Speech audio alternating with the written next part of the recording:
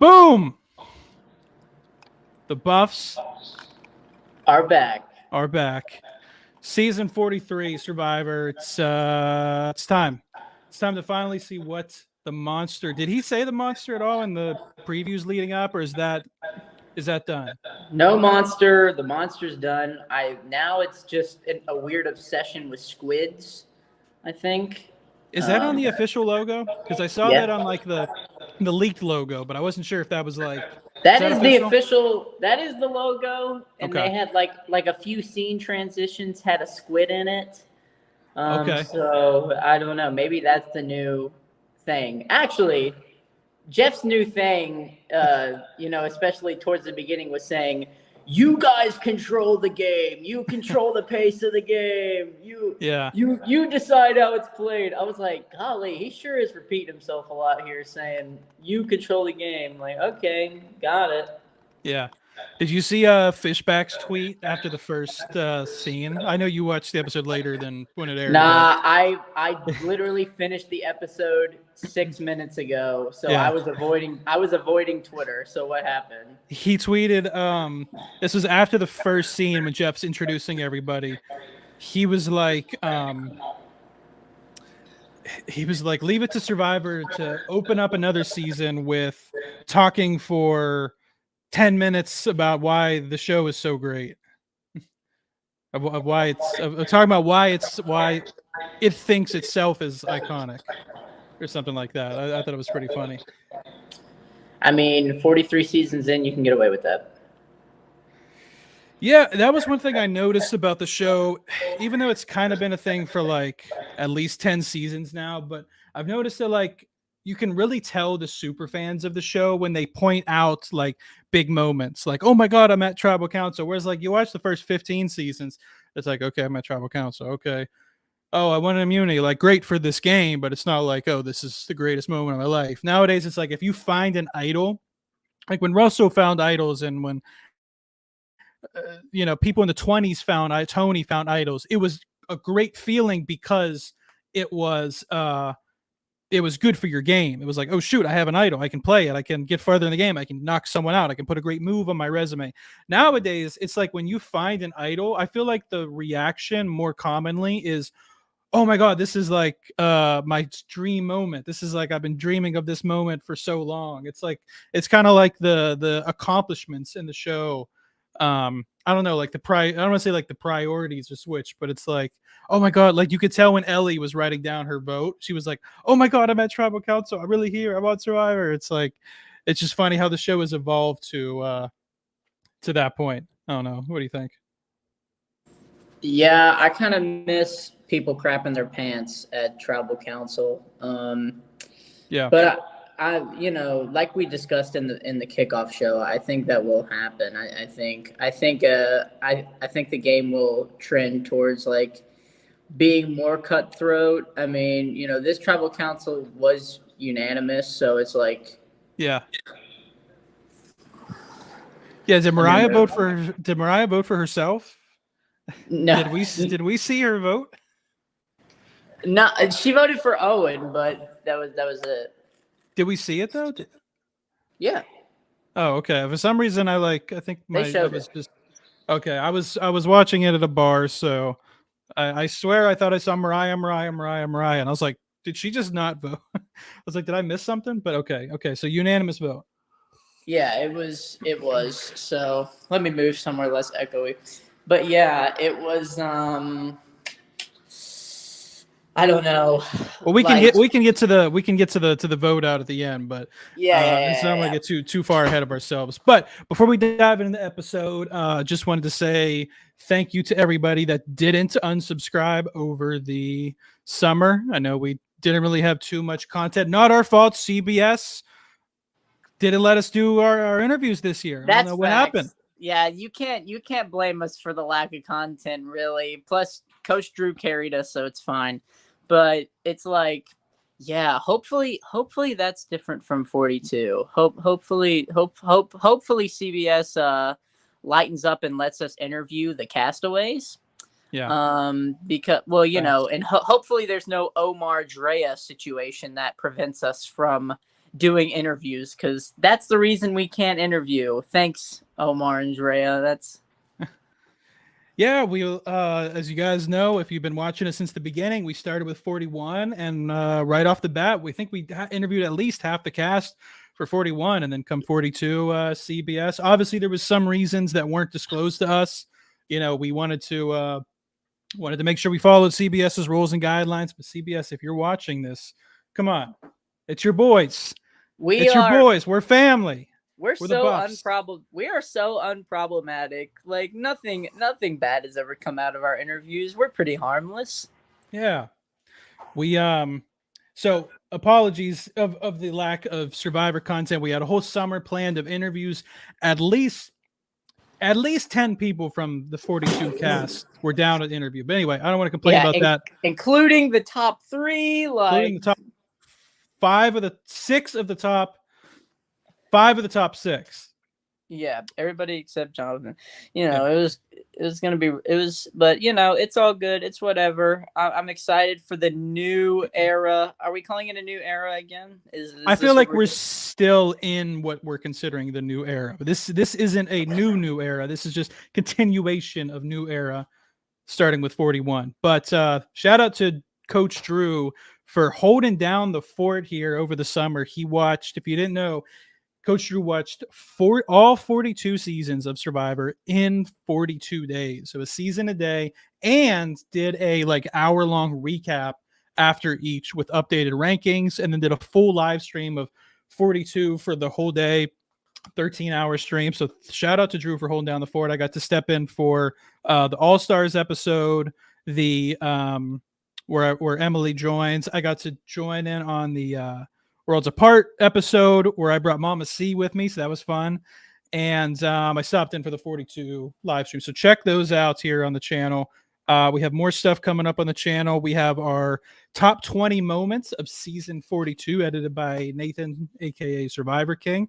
That'll be coming up soon. We also have a top 10 most epic challenges in the history of the show. So we're back with our Survivor top 10s. Coach Drew and Emily will be resuming Survivor hot takes, where the Monday following each episode, they recap, they give you a hot take on the season, and they preview the next episode. We'll be here every Thursday following the episodes, hopefully with some guests from previous seasons. Okay. Like and subscribe, all that good stuff. I miss anything, or can we dive into this amazing, what did Jay say? This hands down the best premiere of the new era. Prove me wrong. No, Jay, I won't prove you wrong, because you're right.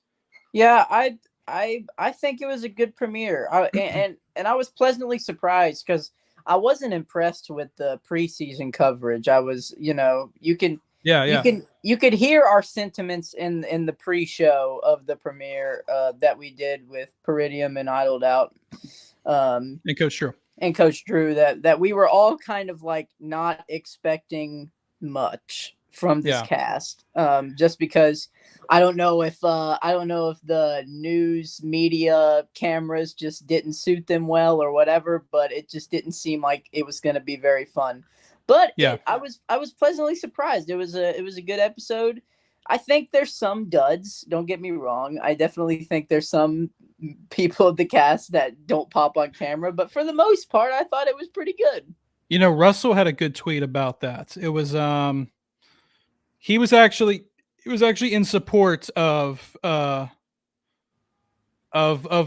duds. What did he say? He said something like give them a chance sort of thing. Oh man, he tweeted a lot during the episode. Well, that's Russell. Oh wow. Okay, he said no, I can't find. Oh my gosh, he must have sent 80 tweets last night. Well, live tweeting is a slippery slope. Yeah. Essentially, it was just give him a chance. He said you don't shine till things get tough, or I don't know, something like that. We'll see. I don't know, something like that. Anyway, it was a good quote. Yes, first episode. I agree. The other thing about the preseason press was nobody stood out to me as potential winner picks. Like I remember with 41 and 42, I was like, okay, Ricard could be a winner. Shan could be a winner. Drea could be a winner. There's multiple people across both seasons that I could see as a winner. Maybe they were trying for that, but it seemed like, I don't know. It seemed like this.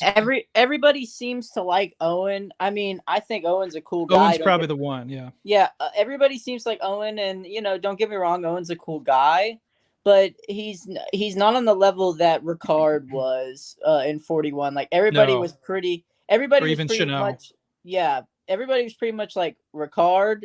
Yeah, that guy, he's giving winner vibes. I don't think anybody was like that on 43. And, the only reason that we are seeing a reaction to Owen is because we're a part of the Survivor Twitter scum of the earth community that is so freaking toxic. I can't stand them most of the time.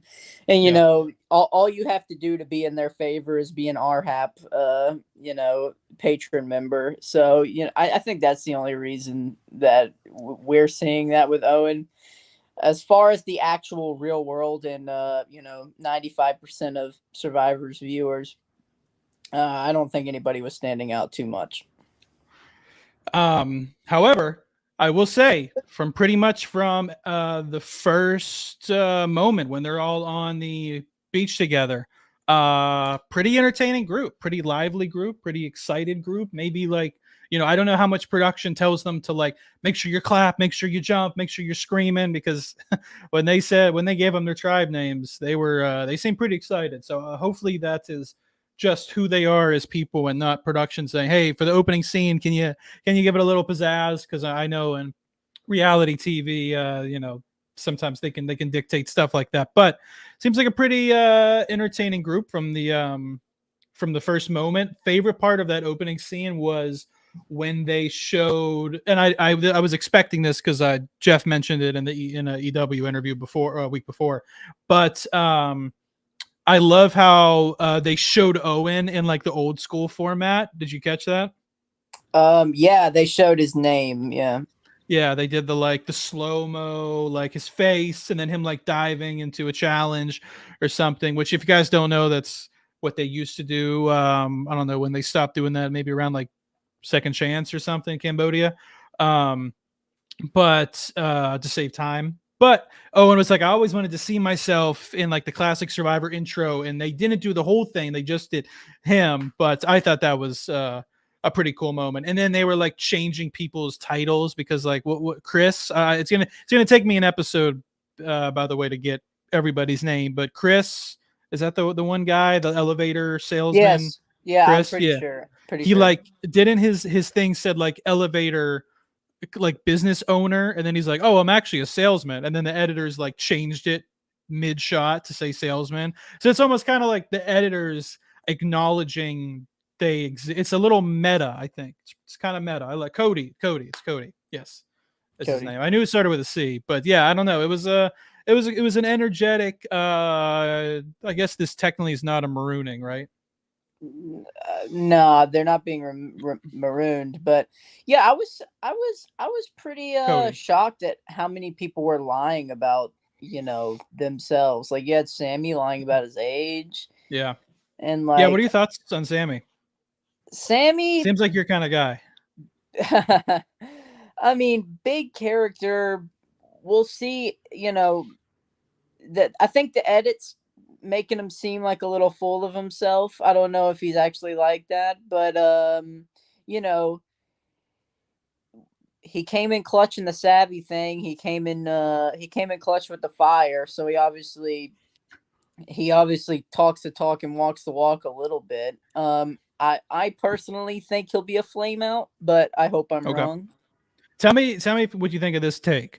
Sammy is a midway point between Jacob Irwin, you remember Jacob, Ghost Islands, and Devin Pinto from Heroes, Healers, and Hustlers.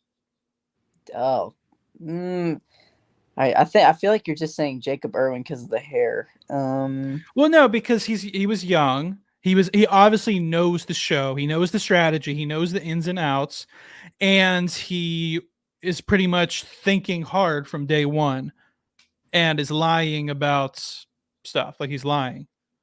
But and whereas Devin, same thing. He was a young guy, fun, like bro type of guy.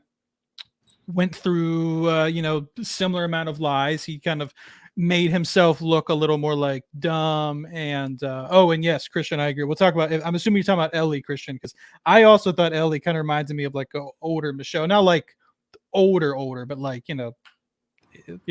older. Um, this is cool. A midpoint between JD and Ryan Ulrich. That's interesting. Yeah, Sammy, I agree. I feel like I actually wrote it here in my notes. I was trying to look. I predicted I can see Sammy going far, so we might actually disagree. I don't think he's gonna win. I think he's a good player, but I think he's put a lot of lies already in place, and that means more lies are just gonna build on it.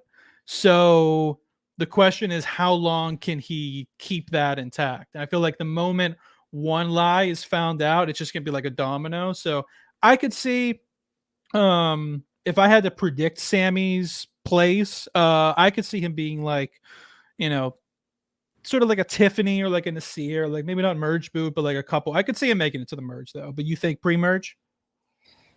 I don't know.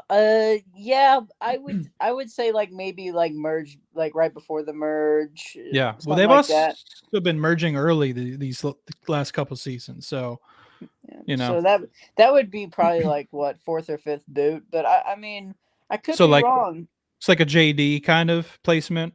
Yeah. He might follow the same suit as JD. Like I said, like because JD was the same way in 41. Like playing hard, like in like the first few episodes, people forget. A lot of people are like, "Oh, JD might freaking win this." But did we give him our crown the first episode? Yeah. He got the crown because he got the advantages in 41. Anyways, we're getting off track. But it's like it might be the same kind of thing where it's just like eventually that age, the real age, not the one he's lying about, catches up to him. I'm 20 years old. I want to go on Survivor, but I'm also self-aware in the fact that I know if I went on Survivor right now, You're like, I'm 35. I'm just saying, if I went on Survivor right now, I'm 20. I don't feel like I would do as well as I would when I'm like later 20s, just because okay. I thought you were gonna say you wouldn't be able to lie about it because Sammy, like, he could, because he said he's what, 22. Like, that's believable. I don't know if you could say like 27 and pull that off. People might not believe me if I said my real age, which is 20. Yeah, they might be like, "You're not freaking 20." I don't know. It's like, I'm the opposite. Every time I tell people to guess my age, when I have like my beard, like if I'm a little more trimmed, people, it's lower. If I have my beard as thick as it is now, people are like 28, 29. I've even had someone tell me I was 30 once. But then when I trim my beard, I get carded at the bar every time. So do with that information as you will. But yes, I know we mentioned Owen a little bit. What are your thoughts on Owen, like, now that you've seen him in the episode? Because we probably talked about him in the kickoff show that you mentioned, which, by the way, guys, if you missed the kickoff show, it's still fun. Like, watch it. Like, it's not like we recap 42 again, like sort of with this, letting the summer to let it marinate with us a bit. And we all, me, Peridium, Idled Out, Gideon, and Coach Drew, we made our winner picks and predictions. So it wasn't like it's not fun to watch after the episode airs. So still go watch it. But Owen was probably the player we talked about the most. What are your thoughts on him now that like the season, the first episode has come out? Because I have some opinions. My sentiment from the kickoff show hasn't changed. Like, I personally don't see anything that special quite yet. Okay. He's a super fan. He's your winner pick. No, he's not. Who was your winner pick in the kickoff show? Dwight. Oh, right. Okay. Yeah. Who said Owen? I was like the one person. I was like the one person out of all of us who was like, I'm really not on the Owen hype train yet, just because like I picked Owen as my fan favorite prediction. Yeah. I said I think he was gonna maybe make it to like the 6th or 7th place. Yeah, I mean, sure, I guess, but like he's already in a bad position. Like he's already not doing too hot. Like Yeah. they were considering to vote him out, which is not a great start. And then it seems like Baca wants to keep Gabler over Owen already. So it's like it's like maybe you should go watch Survivor Know It All some more and learn a little more strategy, because you're already not doing too hot. I think his story is really cool, and I really hope he picks it up. But I mean, his stock definitely took a hit, I think. Yeah. I mean, he's definitely a thinker. He's definitely smart. Like he definitely understands the game. Now there's a difference between understanding the game and playing it well. Some people know the game in and out. Ryan Ulrich knew the game in and out, got him all the way to the end, got him no votes and no chance of winning. I feel like I don't think Owen can get as far as Ryan Ulrich did, because I feel like Owen is maybe thinking too much too early. At least that's what the edit is showing us. You know what I mean? Maybe that's the story they want to show for I heard my voice there for a second. Maybe that's what the edit wants to show us. Maybe that's his arc, is that he's playing too hard at the beginning and calms down. Or maybe it's too what's the word? I don't know, to help us understand why he flamed out. Anyway, I predicted him in the kickoff show as like a 6th, 7th place finish, like a Ricard finish or a Devins or an Omer finish. I still think that could be the case for Owen. I even though I think he can go far, I think his chance of winning is low, but he is one of my favorite people to watch thus far. I do enjoy him. I like watching him. Yeah. I just, I like I said, I just don't know why everybody saw him as a winner pick. I guess I just didn't see it. I think he just fit the typical winner a little bit more. I think he's just a bit I don't know. He's just very charismatic.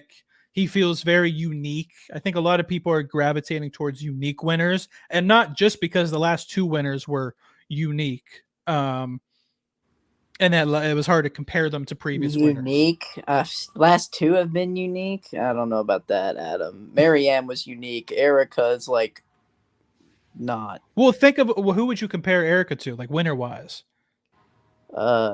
Shoot, I don't know. Somebody else non-deserving, probably Natalie Anderson. Sure. Or you mean Natalie White? No, I skipped over one person. Like I hope it's not insensitive to talk about it, but what do you think about again, I'm sorry, I'm gonna get all the names wrong for the first, you're gonna have to remind me of names, because I just watched the episode. So Miranda, I think her name is, the one with the who lost her leg.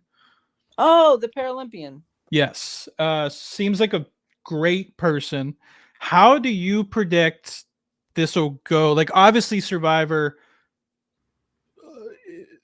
they obviously casted her or wanted to cast her. The team got together and said, Noelle. Noelle, yes, Noelle. Thank you guys. Noelle. Thank Noelle, you guys. Noelle. Thank you, chat. Why did I think it was Miranda? Noelle. Noelle, yes. Obviously, production got together at some point and thought, oh yes, maybe Erica's similar to Danny Boatwright. That's a good one. That's a good one as a winner. Obviously, production at some point got together and said, "Is this going to work? Is she gonna be able to participate in challenges?" And if there was anything that they were hesitant with, what can we do to, make it I guess accessible? I can't think of what the word is for her. And I guess production deemed that it was possible, and she obviously was told the risks. What are your? I mean, we've had a guy missing a leg on Survivor before. She's not even the first. Yeah. Okay. True. I mean, and that's why that was old school, right? It was not Palau. It was the Chris Underwood season. or Chris Daughtry. Sorry, Chris Daughtry. Vanuatu. Oh, Yeah, you know why I said Vanuatu. Miranda? Because because Noel's last name is Lambert, and I guess Miranda Lambert popped in my head, the country music singer. Well, yeah, Miranda Lambert, good time. But yeah, I look, man. I think she's tough. I think she's Chad. I think, Yes. you know, in the immunity challenge, you know, you see her climbing on top of people, getting up. I mean, that it's not slowing her down, and I think she's going to be, if she gets to the merge, I think she has potential to be a challenge threat. Yeah. I don't think anything's slowing her down. I don't think you know, she seems to be doing fine. I mean, that's You know, what conversely, is there any chance that you think that come the immunity, if she makes it to the merge, do you think there's any chance come immunity? I don't know if survivors would vocalize this, but is there any chance that it might be an advantage in some way? I don't know. I don't know if that's like. It depends on the challenge. Like, how would she Yeah. have an advantage missing a leg? I don't know. I'm not saying she will. I'm just saying, is there? I don't know. You're the athlete here. I don't know. Yeah, you know, I run. Yeah, okay. I ran track, so I guess I could explain this. But like, if you look at the Paralympics, the legs that they use, the prosthetic legs with the curved things that help them run, that doesn't give them an advantage. It just puts them on an even playing field. There's no springs in it that make you go forward farther. That's supposed to mimic what an actual what it would be like if you had that part of your leg. You know, right. Hunter Woodhall is missing both of his legs. He runs the 400. He ran D1 track for Arkansas. He ran like 45 seconds. He was keeping up with pretty much everyone else.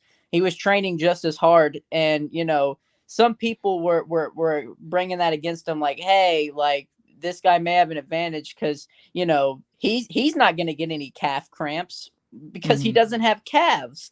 But it's like he's not at an advantage. He just doesn't have that part of him. And the mechanics of the legs just mimic what your actual leg would do. You know, it's been cleared. It's been tested by, you know, USA Track and Field. Like none of that gives you an unfair advantage. It's been double checked. What do you think of this? Huh? She loses a quarter if it's a hanging challenge. Do we have hanging challenges though? When have we had a hanging challenge? We've only had a stay on a tree challenge. Oh yeah, there's the hug the thing, but I feel like harder for her. I was gonna say if her leg is missing, she has less weight to hold on to, but she also has less muscle or she also has less body to store energy to hold on. I don't know. Maybe we got to get a specialist. Look, I don't think, and plus, you know, they're crafting these challenges probably, you know, after they have a cast, so they can probably keep stuff like that in mind. Like, hey, right. Maybe we shouldn't do a challenge where you hang. Yeah. Because this person's missing, you know, they're going to be about 20 pounds lighter because of the leg. Yeah. Yeah, I agree, Jay. I personally, I don't see her having any advantage or disadvantage. I just, Gideon's the athlete, so I thought I'd bring it up. I did play 6 years of basketball though. She has an advantage. She's a freaking Paralympian, so she competes. Yeah. And but that's nothing. But that's nothing that, and that's she looked a like natural she was advantage. Yeah. And she looked like she was swimming pretty well. I mean, they also didn't show her too much in the chat. Like when the challenges were happening, she was the thing. She was the thing. She was the person I had my eyes on the most, just because I was curious, just how she would fare. And they didn't cut to her as much as I would have hoped to. Yeah, I wish I could have seen more of her because, but. You know, in the Paralympics, they swim without the leg, so that I don't know. Oh, really? Yeah, I didn't know that. Yeah, so I don't know. Yeah, a couple characters in this. I mean, James seemed like he was going to be like a fun guy. He kind of had like that one moment and then kind of like vanished from the episode after that. I mean, you know, usually in episodes like this, they try to establish everybody. So like once you have your moments, unless you're on the tribe that's going home, it's kind of hard to get a lot of screen time, like we said with JD in the first episode, got a lot of screen time, and then that didn't end up continuing with the rest of the show. I did like in this episode we saw a lot of backstories. I did like that because I really want them. I like the backstories, but I wish they would get them out of the way early, because eventually they start to become an indication for, because you're not going to go home if your backstory hasn't been shown. And if your backstory isn't shown and then you're the solo backstory of like episode 6, you're probably going home. So the edit's becoming a little predictable with these backstories. So I like that we got a lot out of the way early on. But yeah, James seems like he's going to be a fun, like, fan favorites potential type of guy. Do you have any thoughts on James? And they didn't show him too much outside of that one early moment, but no, I think we'll know more when they go to tribal. Yeah, Ellie, who I know we're going to talk about more. I like Ellie a lot. I feel like she was someone I was definitely keeping my eye out for.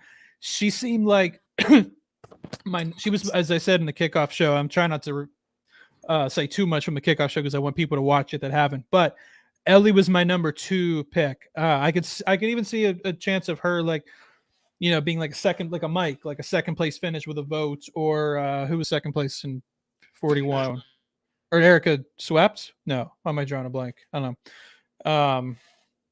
Getting cut out. I'll wait for him to come back. But I did like Ellie a lot. I think she's a great speaker. She has a good presence. Like she's one of those people where it's easy to see why she was casted, not only for reality TV but for this show specifically. Deshaun, second place. Yes, I could see. Man, we got some experts in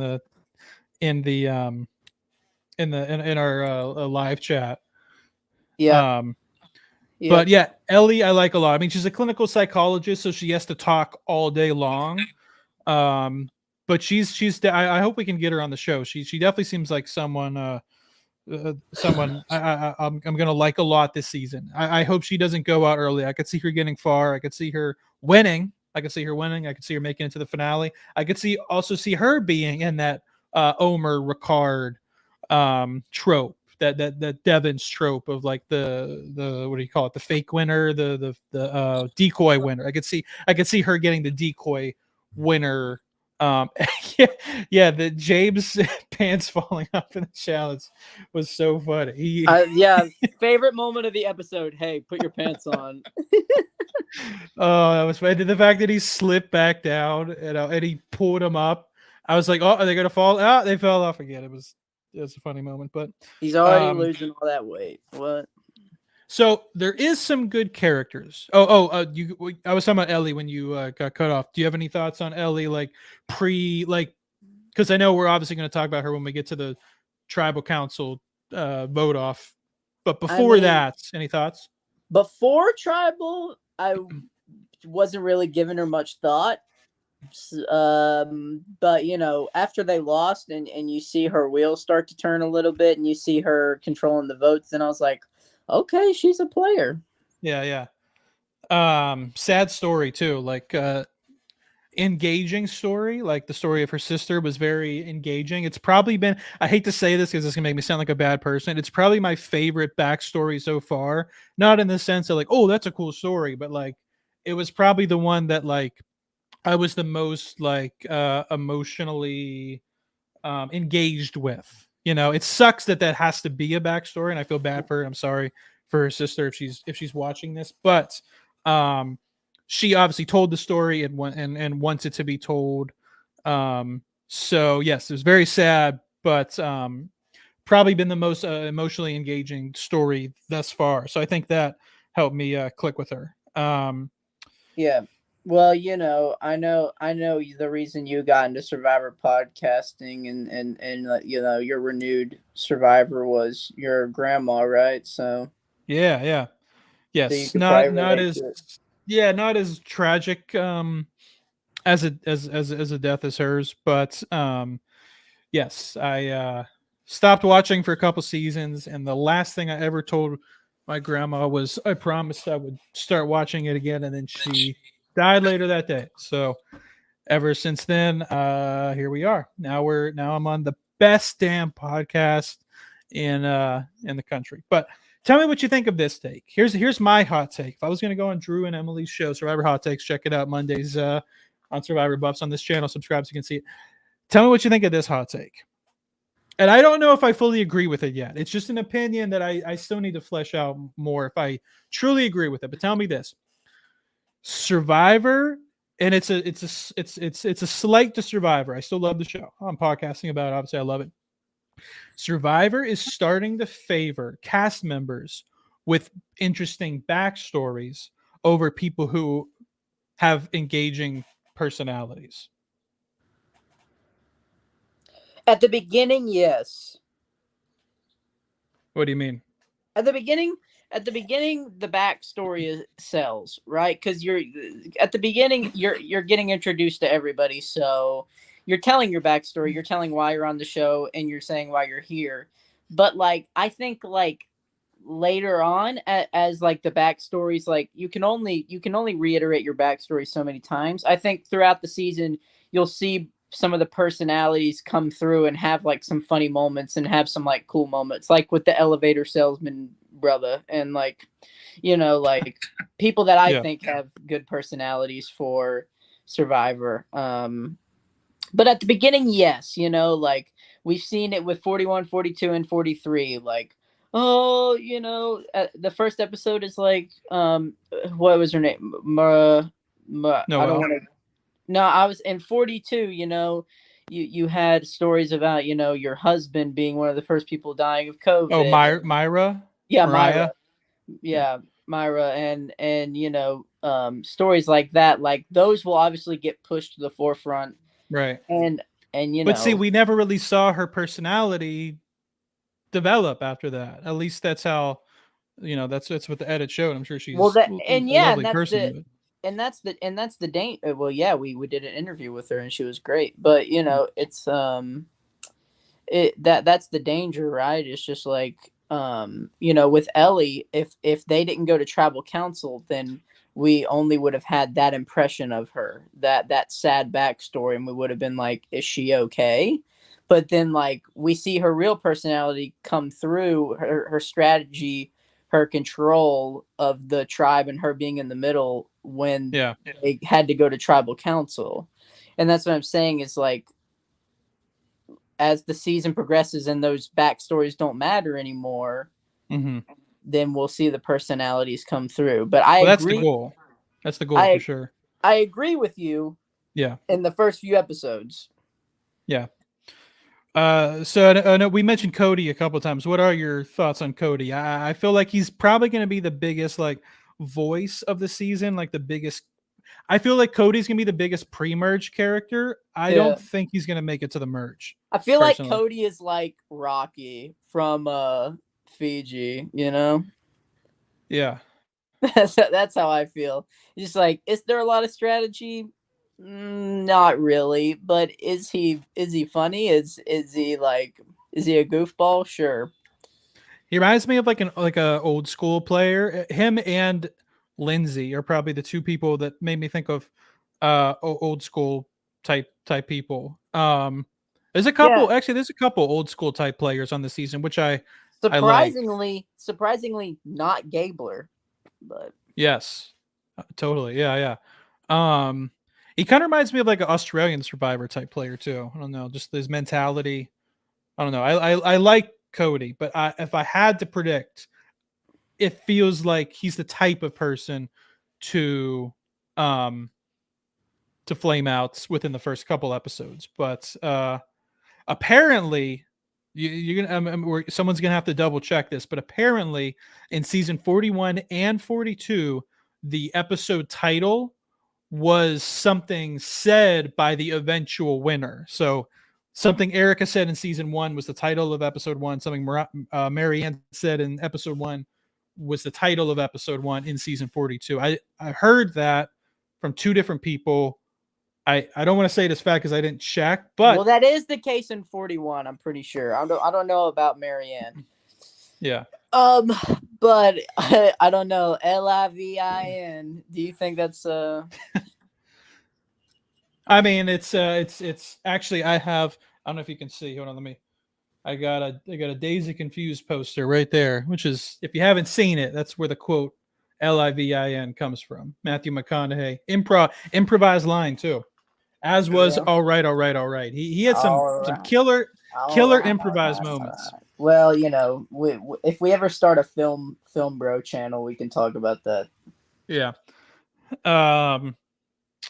Let's try to think. Jess, I like Jess. Oh, so what are your thoughts on, or did you say your thoughts on Cody, or do you have anything more? I think he's cool. I think he's chill. We'll see. I don't know about. I personally wouldn't lie about my profession because then I have to do that for 26 days. But yeah, whatever. Oh, George stopped in. Jesse was I guess Jesse was my winner pick on the kickoff show. I'd say have an updated winner pick. I mean, I try to stay with the same person the whole time. I do have an updated winner pick. I'll ask you if you have an updated one at the end of the podcast, but which isn't a slight to Jesse. I do like Jesse. I think he can get far. It just seems like he's a little too, I don't want to say giddy, but he seems like a little too I could see him being like a Romeo. I could see him getting in a great social position early, and then he being not used to having like being in a power position and being a little too paranoid and freaking out, to the point where he freaks out so much that he gets so far down the ladder that no one sees him as a threat anymore, and people like him, but they don't see him as a threat. And then he could get all the way to the end. So like if I had to pick right now, like my no vote finalist, which I love how every season it's almost guaranteed that there's like one no vote finalist. I feel like dead fish. Yeah, because we had who was the 41 no vote finalist? It was Xander. Xander, yeah. And then who would it have been last season? Last season it was Romeo. Oh, Romeo last season. Yeah, and then Romeo. Michelle. So yeah, so we're always getting like a no vote finalist. But God, you guys are so quick in the live chat. I asked Gideon a question, you guys answer before he even look at this. Xander, Romeo, you guys are killing it. We have some freaking smart fans. Like I always think I'm a Survivor genius, but I make me look like an idiot when our viewers are giving us the answer so quick. But I could see Jesse being like that. That being said, I do think Jesse's like, I connected with him. I like him a lot. I hope he goes far. Would love to have him on the podcast at some point. Jesse, if you're watching this, come on. I DM'd you. I think you gave me like a thumbs up to come on. So, or maybe that was someone else, but I mean, it's multiple people, but hopefully. What are your thoughts on Jesse? Yeah, I mean, I agree. I don't know if he'll go to the final. No, he will. I personally think Jesse's more of a we got to get this guy out. He's too much of a wild card. He's making it to the final. Well, he's on Coco, right? I just want to make sure, but it's going to take me at least. By the time I remember the tribe names, it's going to be the merge. So yeah. But yeah, if he's on Coco, we don't know the tribe dynamics and what way chick with the nose ring, I don't know what her name, we don't know what direction she's gonna go, so she's in the middle, so I think it all depends on her as to how that tribe dynamic will play out. Vessi, sorry, completely wrong tribe, frick. Yeah, but like I want to wait till I don't want to give my prediction too early, but we'll see. Yeah, Carla's the one with the nose ring. Sorry, Carla. Yes, I was gonna ask. Like, I was gonna say, I feel like Carla and Jesse could be the like unlikely pair, like the Ghost Islands. Who was the finalist who decided the vote at the ends? Her and Donna. Her and Laurel and Donathan. I feel like we're like every season nowadays. It feels like has like an unlikely pair. You know, I mean, Winners at War didn't really, but that's because everybody was. I mean, maybe like Rob and Parvati, we didn't think we're gonna line up, but it feels like every season, or like Heather and Erica. I don't know. It feels like Oh, not Carla and Jesse. Carla Yeah, and Carla's Gio. bonding. Yeah, Carla and that's Gio. Gio. That's Gio. Yeah. Yeah, that's what I meant. Is Gio? I feel like Carla and Gio. I feel like they'll pair up, but Yes, I love unlikely duos that go far. You know, your Denise and Malcolm's, your Denise JT and and Malcolm, Fishback is my single favorite part of Survivor. Like that is Tony and Sarah. No, I'm just kidding. that is my single, yeah, nothing in common there. That is my single favorite part of Survivor as a whole is unlikely pairs that get far in the game, like the dynamic That needs duos. to be a top 10 unlikely pairs. Yes, Verity, if you're watching this, please make that the next top 10 on the channel because that's just my favorite thing about the show. I mean, even back to season 1, Hatch and Rudy. I mean, come on. Yeah, I mean that would be my number one is Because Hatch that's and what made Rudy. the show great is people from different backgrounds that never would have been friends in real life, not because their circles wouldn't have crossed, and because of their differences probably wouldn't have well yeah, I don't know, they seem like an unlikely duo to me, but who do you think? Oh, actually, let me get one last person that I wanted to highlight. Well, I wanted to say I think Ryan is going to be the team challenge beast because I feel like nowadays in Survivor there's a difference between team challenge beasts and individuals. Ever since Like Joe, Jonathan, it's like Jonathan. Jonathan was the team challenge beast, but like, sorry, Jonathan stands, but individual, he was nothing special. You He know, won one, right? And two, I think. didn't he have an advantage for one of them or something? I don't Yeah, know. yeah, he was not that great in team challenges, like Yeah, or in an individual, but for team, he was probably him and Joe Anglim were the goats. yeah. Malcolm was someone who I feel like was great at both. Malcolm and like Tom, I feel like are probably the two best. Like, Yeah. Well, you know, if Malcolm had a steady hand, then he would be yeah. a winner. But you know, So I don't think we're. You know what's funny about Survivor is for the longest time it was we can't vote out the challenge beast because we need them to win. Then yeah, it became screw them. It's we're ever since like Russell's era, it was all about no big moves, get the challenge beast out early, and now it's like we've gone back to that. I think it's because they took out they're feeding them less. I think that actually is making a huge impact on the show is them feeding them less. I feel like people are working harder in camp to prove their worth so they don't go home, which is something that's not really being highlighted, but I think is like subtly there in the edit. But yeah, where do you see Ryan going if you had to predict? Because I could see him being like Jonathan, going to the yeah. I end, was being about to like a say Novo finalist. probably the same place as Jonathan. I mean, he's not very social, so I personally see him going out more of like a eighth place, like Danny or something. That's where I'd see it. And I wanted to highlight before we get to the final vote was Cassidy.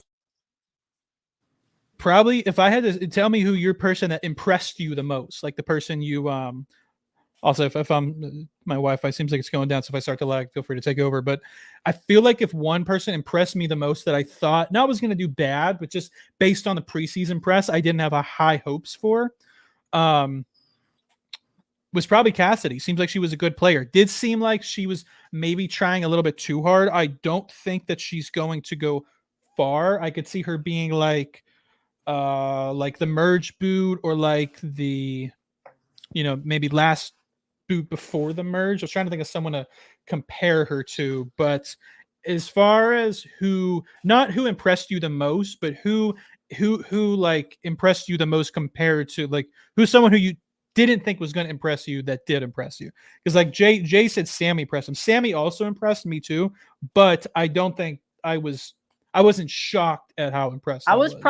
I was probably most impressed, with not a lot of expectations, with the mom, Lauren, is that her name? I don't know. Lindsay, blonde hair? Yeah, her. Yeah, I didn't expect much, and Okay. she was making connections, so that would be her. Yeah. Yeah.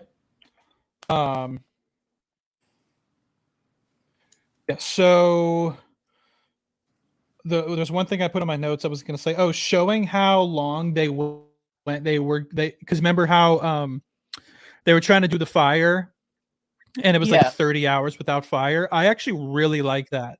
I think that's really cool, showing how long it like really puts emphasis on the conditions, or let's say it rains for 8 hours straight, because it looks like, based on the preview, next episode is going to be a rain season. I think that'd be cool, like 8 hours straight of rain.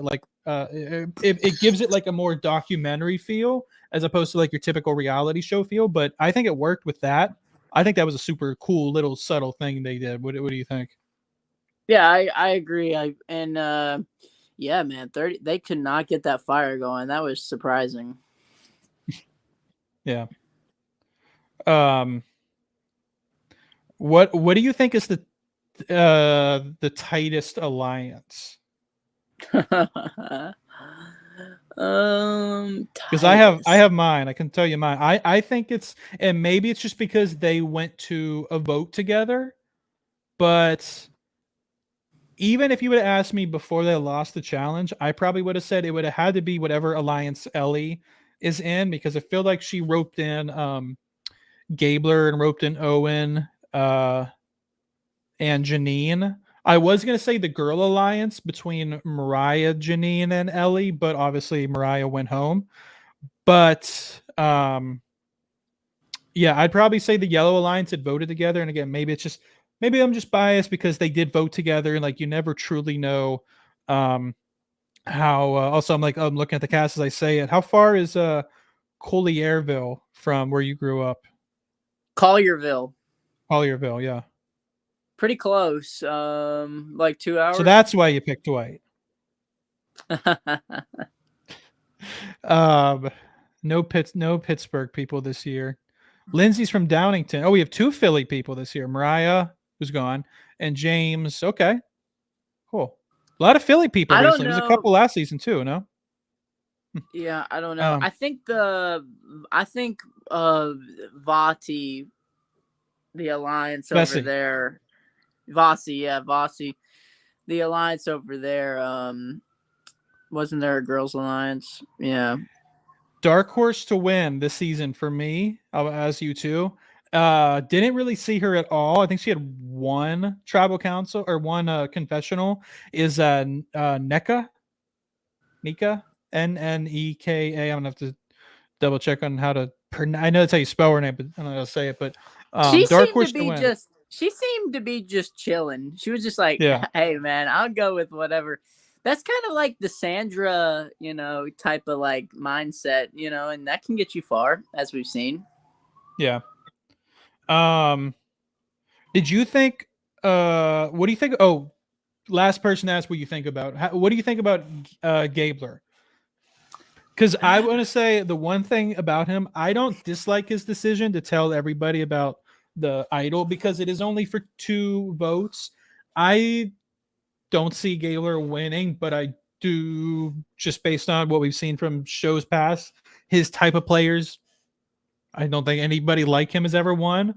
Don't see him winning. I could see him kind of finishing similar to Brad, like I could see him going home next episode or in 2 episodes. Yeah, I mean, that's the danger. And Gabler is a stronger man than me, because let me tell you, if I went to tribal with a 2-vote idol in my pocket and I knew that I fricked up the challenge, then I would have played that junk first tribal council. I'm gonna write a book about all my thoughts on Survivor strategy one day.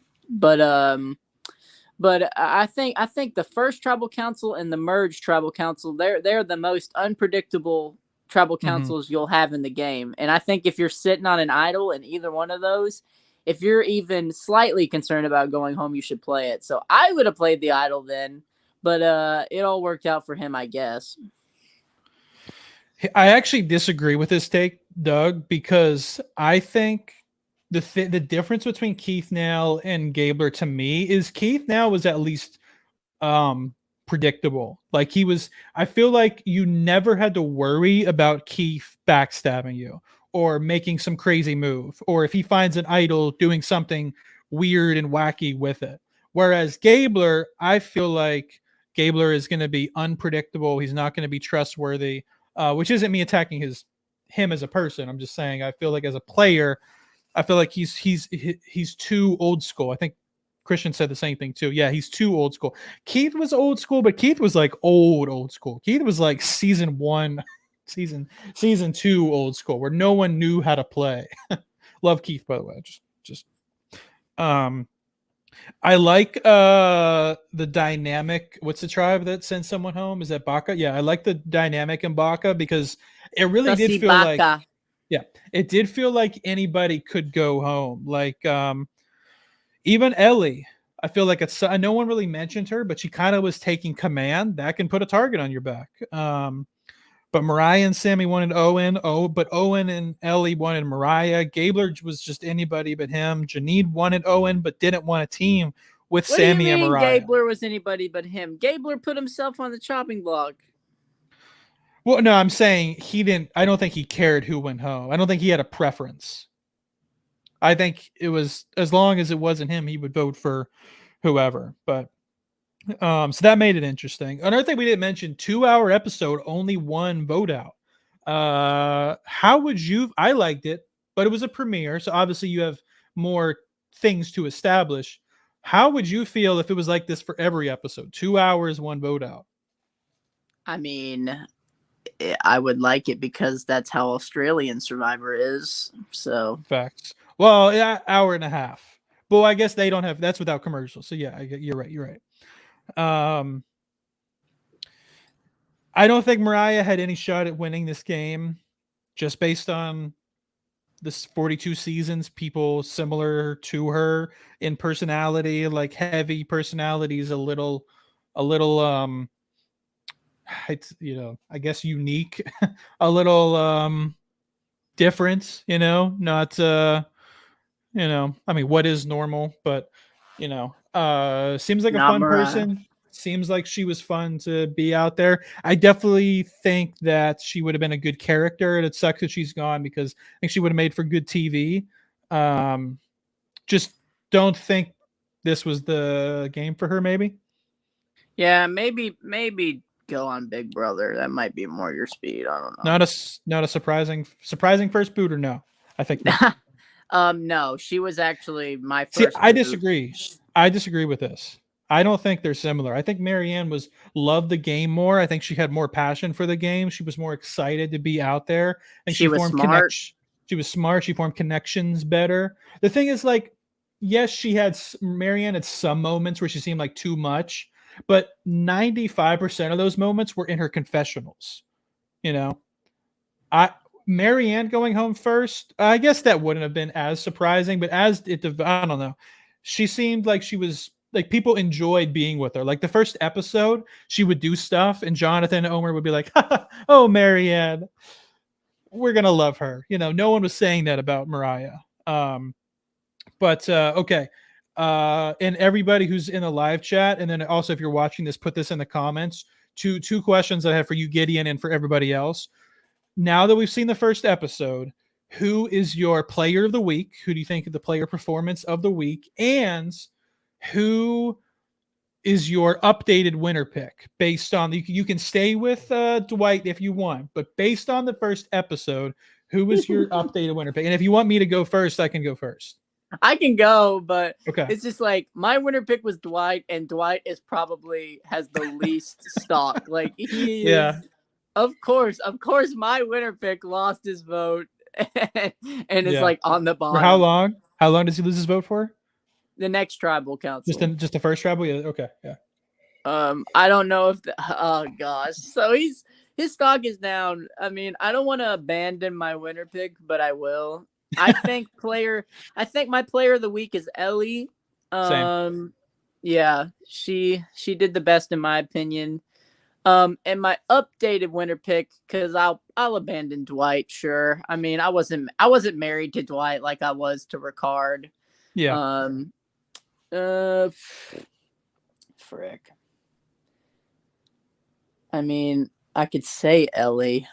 I mean, I guess based off of this episode, I'd say my winner picks Ellie, but we know how Survivor goes.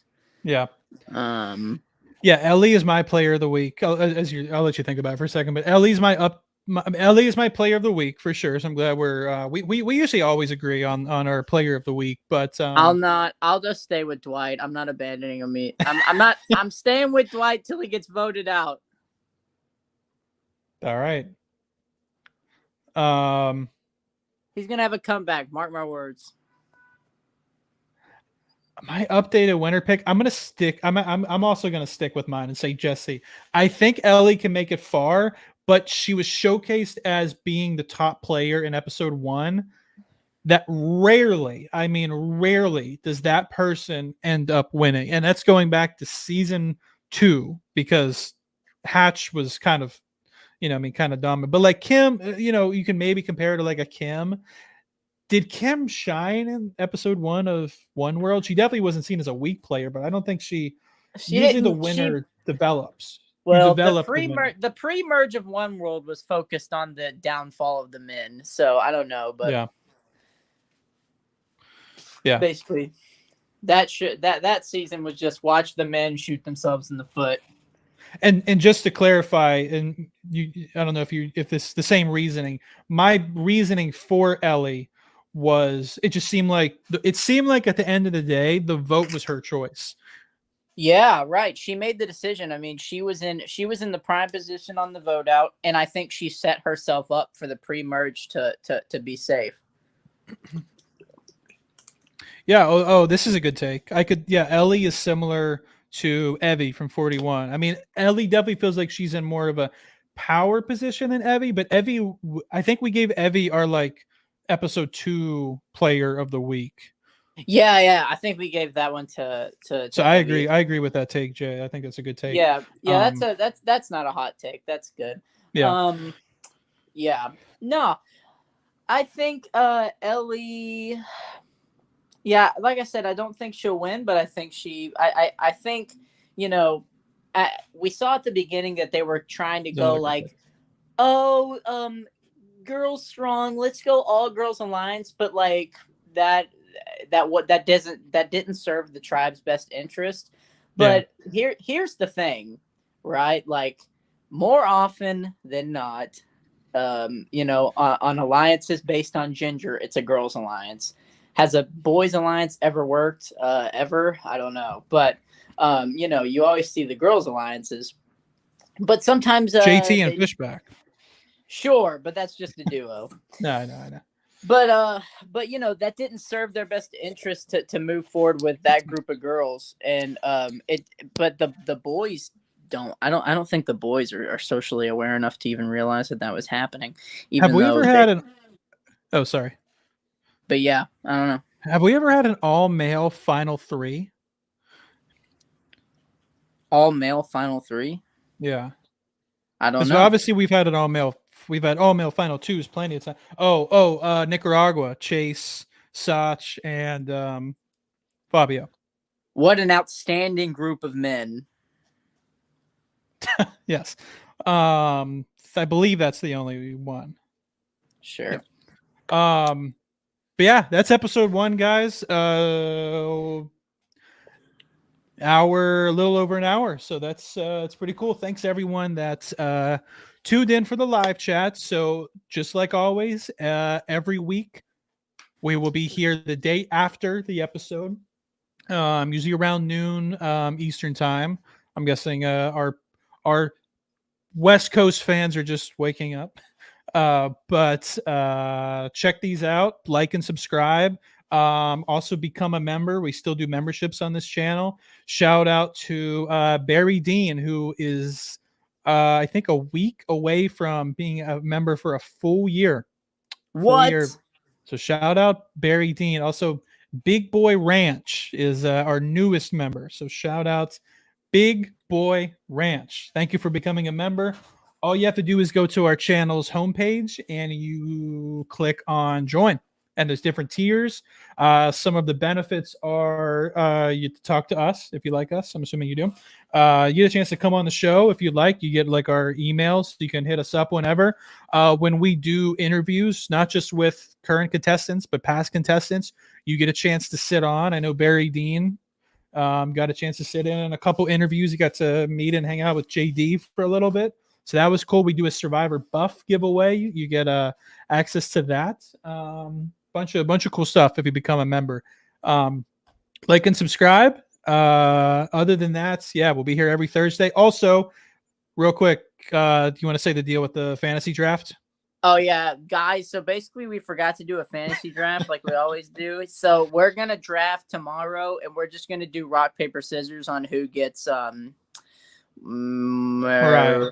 We were both going to pick her last anyway. Yeah, we literally talked about this before, but she was going to be each of our last picks anyway. We both were like she's probably going to be first boot. Yeah. Like I literally in my rankings had her at the bottom to pick. So it's I had her. I'm pretty sure I had her dead last or almost dead last in terms of who I would have wanted. So it's not really going to change a lot, other than the fact that we have the knowledge of the first episode, which, as we know from Survivor, doesn't mean anything. So we're still going to draft. I mean, we both. If anything, it's going to make this draft worse because our expectations are probably going to be diverted. But yeah. So yeah, we'll see how that goes. But yeah, we're gonna draft tomorrow, having knowledge of the first episode. So yeah. Yeah. Other than that, we haven't given up on season 42 interviews. I mean, I was just talking to Mike, Marianne, Romeo, Lindsay, Jackson, others, and just in the last couple days, they all still want to come on the show. They're all like, dude, you guys are the best Survivor podcast of all time. We really want to get on. If there's one that we go on and never do an interview again, it's got to be Survivor Bus. I promise you. Every single one of them said that. I swear to God. So we're still working to make that happen. So we might have some mid-season interviews. But other than that, thanks for watching. Again, like, subscribe. In the comments, leave your updated winner pick, fan favorite pick. Yeah. Anything else? Nope, that's it. Oh, before we go, I wanted to mention